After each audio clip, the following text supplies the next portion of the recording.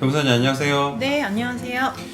저번 시간에는 이제 차명 계좌에 대해서 한번 알아봤고요. 네. 오늘은 이제 차명 계좌가 어떤 문제가 되는지 그리고 네. 그 해당 업종들이 주로 어떤 곳인지 네. 뭐 이런 걸 좀 여쭤보고 싶은데요. 네. 차명 계좌가 발생되는 그 이유들이 네. 내 계좌가 아닌 사업용 계좌가 아닌 다른 사람의 계좌를 쓰는 거잖아요. 그렇죠. 네. 근데 요즘에 자영업자들 네. 중에서도 차명 계좌로 신고를 받는 건수가 상당히 높아졌다면서요? 네, 맞습니다. 네. 왜냐면 보통 이제 일반 소비자들을 대상으로 하는 업종 같은 경우에는 소비자들한테 이제 매출을 받을 때 내 명의가 아닌 다른 사람 명의 계좌로 받았다. 그러면은 사실 이런 부분들을 소비자 입장에서 알아차리기가 생각보다 쉽거든요. 그랬을 때 이게 차명 계좌 신고로까지 또 이어질 수 있는 부분이다 보니까 아무래도 그런 경우가 많아지는 것 같습니다. 그 차명 계좌라는 게 내 계좌가 아니면 네. 그렇다라고 한다 그러면은 뭐 배우자 아니면은 뭐 저기 가족들 네. 계좌라든지 이런 것들일 텐데 네, 네, 맞습니다. 그 통장 자체를 전부 다 차명 계좌로 보고 시작을 하는 거잖아요. 그렇죠. 그 계좌에 매출 관련된 돈이 입금돼서 신고가 들어갔다고 하면 일단 1차적으로 국세청에서 입출금 내역에 대해서 검토를 하게 됩니다. 그리고 그 이후에 이제 조사나 뭐 해명으로까지 이어진다고 한다면 그 기간 내의 거는 입금된 부분을 다 매출로 간주가 되는 부분이 있다고 보시면 되고 매출이 아닌 거를 당사자가 입증을 해야 되는 상황이 되는 거죠. 그러면 자영업자분들 중에서 현금으로 받는 분들이 뭐 적지 않으시고요. 네. 그리고 고객들도 옛날 생각하고 이제 현금 내면서 좀 깎아달라고 이러는 분들도 좀 계시잖아요. 네, 있으시죠. 예. 근데 이러면서 또 차명 계좌까지 쓰면서 현금 영수증을 미발행했다. 네. 이렇게 되면 어떻게 되나요?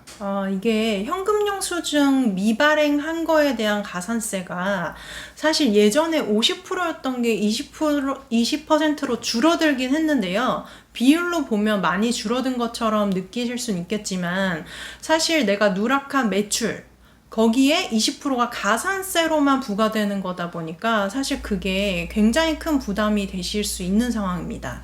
그러면 가산세로 20%를 내고 네. 그리고 세무조사를 받아서 소득세, 지방세, 4대 보험, 그다음에 뭐 가산세, 벌금 뭐 이런 것들 다 붙는 거잖아요. 네, 맞습니다. 그러니까 이게 연도에 따라서는 굉장히 커질 수 있고 되게 무서운 상황이 발생될 수 있겠네요. 네, 말씀하신 것처럼 내가 원래 냈어야 될 세금, 그리고 늦게 내거나 적게 낸 거에 대한 가산세, 그리고 아까 말씀하신 것처럼 뭐 4대 보험, 그건 이제 뭐 추후적인 문제긴 하겠지만 그런 부분까지 다 가산이 되게 된다면 거의 내가 벌어들인 것만큼 그대로 다 세금이 부과되는 상황도 생기실 수 있습니다.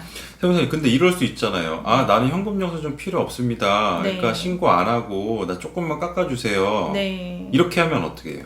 사실 그게 그렇다 손 치더라도 현금 영수증 자진 발급 번호라는 게 있어요. 그래서 그 자진 발급 번호로 발급을 하셔야 되는 것이 의무 사항입니다. 아, 그 자진 발급 번호라는 게 이제 국세청의 번호를 말씀하시는 네, 거잖아요. 맞습니다. 그게 몇 번이죠? 010-000-1234로 알고 있습니다. 아, 외우기도 쉽네요. 네. 그러니까 고객이 원하지 않는다 하더라도 자진 발급해서 소득 신고를 매출 신고를 하지 않으면 안 된다. 네, 맞습니다. 그렇게 보여지네요. 네. 근데 보통 차명 계좌가 이렇게 신고가 이렇게 세무조사로 연결되는 게 네.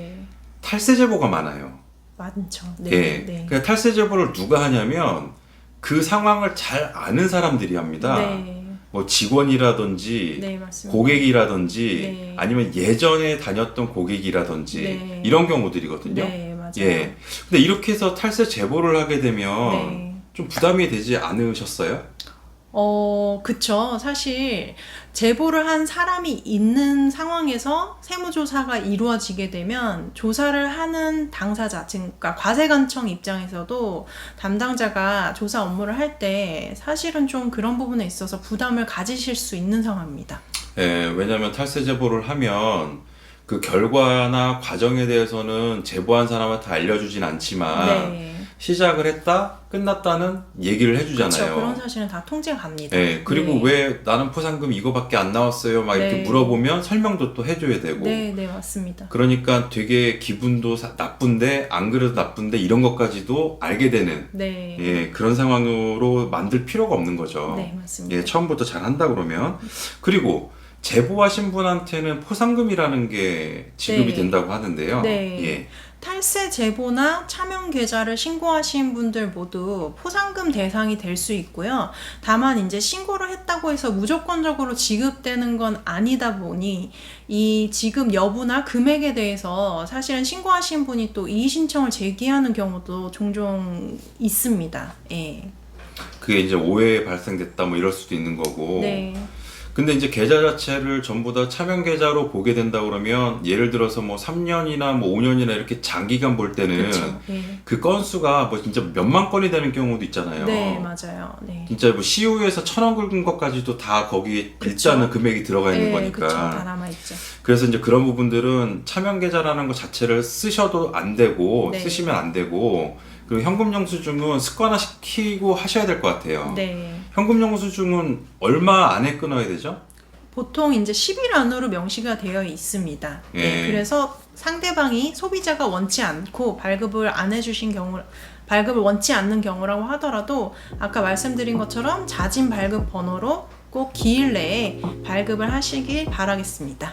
네, 일단은 이런 부분들이 발생되기 전에 이런 위험을 만들지 않으시는 게 제일 중요할 것 같고요. 네. 혹시라도 잘 몰라서 이런 일들이 발생이 됐다고 하면 문의 주시면 저희 세무사님이 잘 해결을 도와드릴 겁니다. 네, 많은 도움 드리겠습니다. 네, 말씀 감사합니다. 감사합니다.